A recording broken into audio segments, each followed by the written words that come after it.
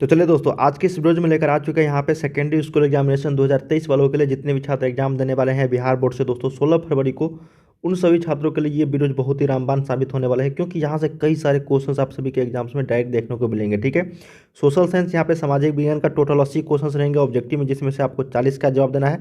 24 question रहेंगे आपको लघु उत्तरीय, जिसमें 12 का जवाब देना है। 8 रहेंगे दीर्घ उत्तरीय, जिसमें आपको 4 का जवाब देना है। टोटल 112 क्वेश्चन रहेंगे।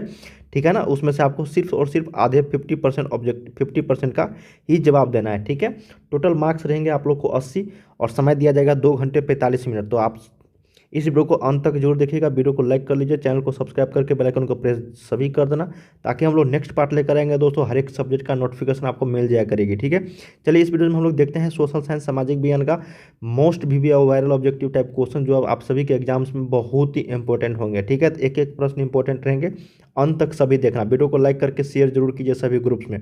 चलिए पहला प्रश्न देखते हैं। आ गया पहला प्रश्न दोस्तों।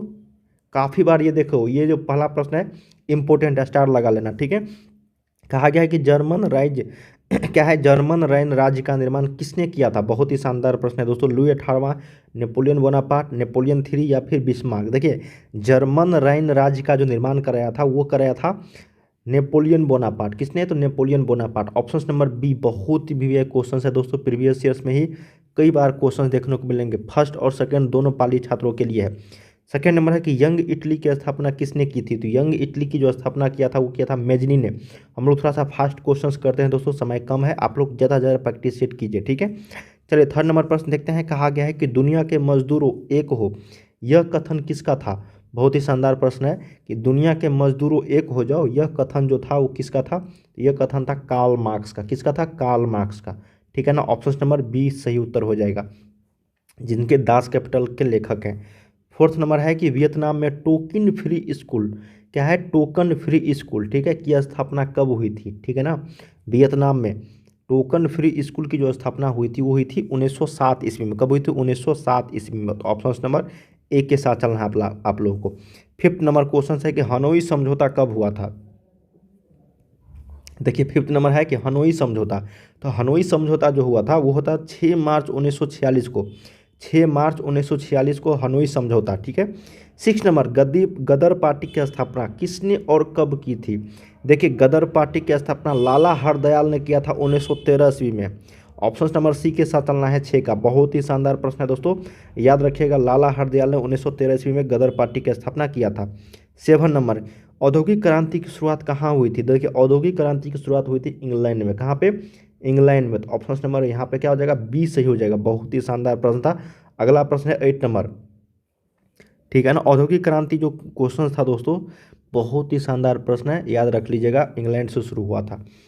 8 नंबर है कि सिख गुरु गोविंद सिंह जी का जन्म किस नगर में हुआ था। ठीक है, यहाँ पे सिर्फ सिख गुरु दिया गया है। तो एक चीज़ और याद रख लीजिए, सिख धर्म के 10वें गुरु जो थे वो गुरु गोविंद सिंह जी थे। ठीक है, जिनका जन्म पटना में हुआ था। कहाँ पे, पटना में। 9 नंबर है कि the commerce of nation, the commerce of nation नामक पुस्तक के लेखक कौन थे। 4 ऑप्शन है कि एडम स्मिथ, कार्डलिफ, किन्स या फिर हैरोल्ड लॉस्की। तो 9 का सही उत्तर हो जाएगा दोस्तों कार्डलिफ। कौन थे, कार्डलिफ। Option number B. 10 नंबर है कि भारत में पहला छापा खाना कहाँ लगाया गया था। भारत में जो है पहला छापा खाना जो लगाया गया था ये कहाँ लगाया गया था, गोवा में। कहाँ पे, गोवा में। ऑप्शन नंबर सी के साथ चलना है। ठीक है ना, जहाँ जहाँ दोस्तों समुद्री इलाका है ना, अरब सागर हो गया, हिंद महासागर हो गया, वहीं पे जहाज बड़े बड़े आते थे, है ना, वहीं पे लगाया जाता, क्योंकि माल जो है आने जाने ढोने में सहूलियत होती थी। अगला है 11 नंबर, अंतर्राष्ट्रीय महिला वर्ष घोषित किया गया। अंतर्राष्ट्रीय महिला वर्ष जो घोषित किया गया 1975 ईस्वी में। Option number C.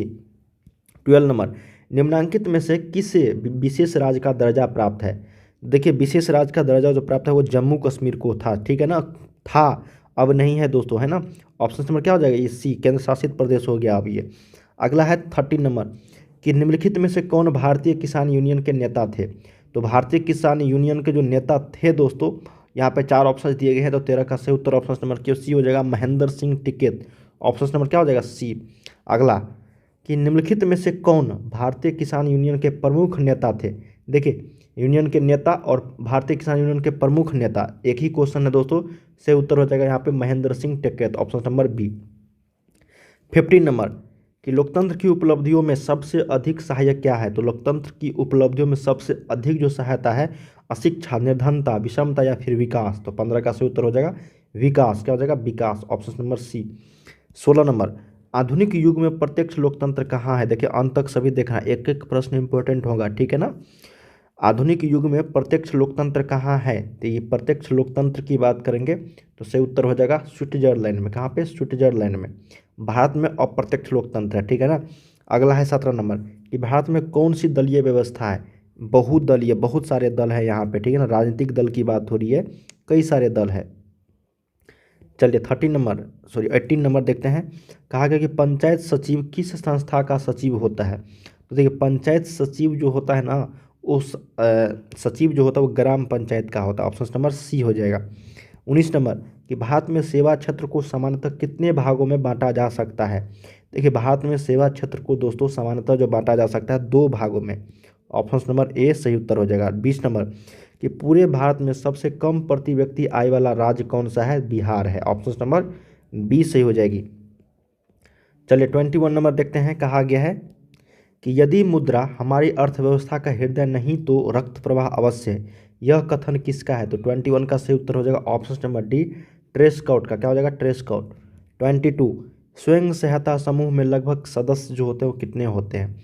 22 स्वयं सहायता समूह होता है जिसमें लगभग जो सदस्य होते हैं ना, ये होते हैं, आपको सही उत्तर हो जाएगा यहाँ पे 15 से 20 सदस्य होते हैं, ऑप्शन नंबर यहाँ पे बी जो है ये करेक्ट हो जाएगी। 23 देखते हैं कि कौन सी सेवा गैर सरकारी है। तो गैर सरकारी जो सेवा है दोस्तों वो है मौल सेवा, वित्त सेवा, सैन्य सेवा, रेल सेवा, ये सारे सरकारी सेवाएं हैं, ठीक है ना, सरकार के द्वारा जारी, मतलब सरकार के द्वारा इस पर अधिकार है लेकिन मौल सेवा दोस्तों ये एक गैर सरकारी है, प्राइवेट है। 24 नंबर, इनमें से कौन भारतीय बहुराष्ट्रीय कंपनी है। भारतीय बताया गया है कि भारत का जो है ना बहुराष्ट्रीय कंपनी, नोकिया तो बाहर का है, सैमसंग भी बाहर का, लेकिन डाबर जो है ये भारत का कंपनी है, ठीक है, डाबर। ऑप्शन नंबर क्या हो जाएगा यहाँ पे 24 का बी।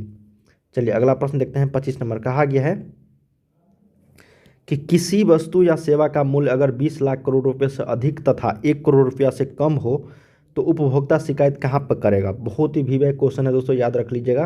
पूछा जाता है कि यदि किसी वस्तु का मूल्य अगर 20 लाख रुपए से अधिक होता है और 1 करोड़ रुपये से कम होता है तो उपभोक्ता जो शिकायत करेगा जिला आयोग में, राज्य आयोग में, राष्ट्रीय आयोग में, फिर इनमें से कोई। जब भी 20 लाख से अधिक की आय होगी और 1 करोड़ से जो कम की आय होगी वो शिकायत करेगा राज्य आयोग में, ठीक है, और 1 करोड़ से अगर अधिक होगी तो वो करेगा राष्ट्रीय आयोग में, याद रख लीजिएगा। चलिए नेक्स्ट प्रश्न हम लोग देखते हैं 26 नंबर। बहुत ही शानदार प्रश्न है दोस्तों। कहा गया है कि राष्ट्रीय उपभोक्ता हेल्पलाइन नंबर क्या है, किस पे आप लोग कॉल करके उपभोक्ता हेल्प ले सकते हैं। राष्ट्रीय उपभोक्ता हेल्पलाइन नंबर पूछा गया यहाँ पे। तो 26 का सही उत्तर हो जाएगा 1800। क्या हो जाएगा 1800, ठीक है, 11, फिर उसके बाद 4000, याद रख लीजिएगा। ऑप्शन नंबर यहाँ पे ए जो है ये करेक्ट हो जाएगी। 27, इनमें से किस प्राकृतिक संसाधन का भंडार जो है सीमित है ना। देखिए कोयला का है ना, कोयला एक अनवीकरणीय संसाधन है, अनवीकरणीय, तो याद रख लीजिएगा यहाँ पे। सौर ऊर्जा, समुद्री ऊर्जा, पवन ऊर्जा, इसका भंडार जो असीमित है, ठीक है ना। चलिए 28 नंबर देखते हैं। कहा गया कि पृथ्वी का कितना प्रतिशत भाग धरातल जल से आच्छादित है, मतलब धरातल पे कितना प्रतिशत जल है पृथ्वी पे, ठीक है ना, 70%, 71, 69 या फिर 65। तो बोलते हैं ना 1/3 जो है यहाँ पे जल ही है, ठीक है ना। तो सही उत्तर क्या हो जाएगा 28 का, ऑप्शन नंबर बी हो जाएगा 71% लगभग। क्या हो जाएगा, लगभग 71%। अगला, भारत का राष्ट्रीय पशु पूछ दिया गया है, पशु, कभी कभी पक्षी पूछ दिया जाता है, मोर। जब आप लोग को पशु पूछा जाएगा तो वो हो जाएगा बाघ। क्या हो जाएगा, बाघ। अगला 30 नंबर, कोयले का सर्वोत्तम प्रकार कौन सा है। तो एंथ्रासाइट है। क्या हो, एंथ्रासाइट, जिसमें कार्बन की मात्रा सबसे ज़्यादा होती है 90% से एभव, ठीक है। चलिए अगला प्रश्न 31 नंबर, निम्नलिखित में से भारत की कौन सी पेय फसल है, पिए जाने वाला। कॉफ़ी। क्या है, कॉफ़ी, ऑप्शन नंबर बी हो जाएगा 31 का बी। अगला 32 नंबर, कि भारत का सिलिकॉन नगर, सिलिकॉन सिटी किसे कहा जाता है भारत का। तो भारत का सिलिकॉन सिटी जो हम लोग बोलते हैं दोस्तों, सही उत्तर हो जाएगा यहाँ पे बेंगलुरु। क्या हो जाएगा, बेंगलुरु। अगला, स्वर्णिम चतुर्भुज लेन वाली सड़कें जो है कितने लेन की सड़क है, स्वर्णिम चतुर्भुज, ठीक है। स्वर्णिम चतुर्भुज में 4 शहर होते हैं, मुंबई, दिल्ली, कोलकाता, चेन्नई, ठीक है। 4 महानगर को शामिल किया गया है स्वर्णिम चतुर्भुज सड़क में। तो स्वर्णिम चतुर्भुज शहर में कितने लेन वाली सड़क है, तो वो हो जाएगा आपका 6 लेन की, ऑप्शन नंबर बी। अगला, पाइराइट जो है किस प्रकार का खनिज है, पाइराइट, तो पाइराइट जो है एक तरह का आपका धात्विक खनिज है, कौन सा, मेटेलिक। अगला, कांवर झील बिहार के किस जिला में स्थित है, बहुत ही शानदार प्रश्न है। कांवर झील जो है बिहार में स्थित है, लेकिन किस जिला में तो कांवर पक्षी विहार जो है ये आपका बेगूसराय जिला में है। और 35 का सी।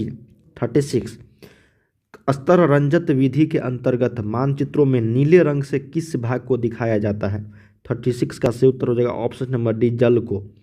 37, निम्नलिखित में से किस नदी को बिहार का शोक कहा जाता है, कोसी नदी को, बहुत ही वीवीआई क्वेश्चन है। 38, बाढ़ से सबसे अधिक हानि होती है किसको, तो सभी को होती है, ठीक है ना, फसलों को, भवनों को, पशुओं को भी, ऑप्शन नंबर डी। 39, कृषि सुखाड़ जो होता है किसके कारण, तो जल के अभाव के कारण, क्या होता है, जल के अभाव के कारण जो है कृषि जो है वो सुखाड़ हो जाता है। तो 39 का सही उत्तर ऑप्शन नंबर ए।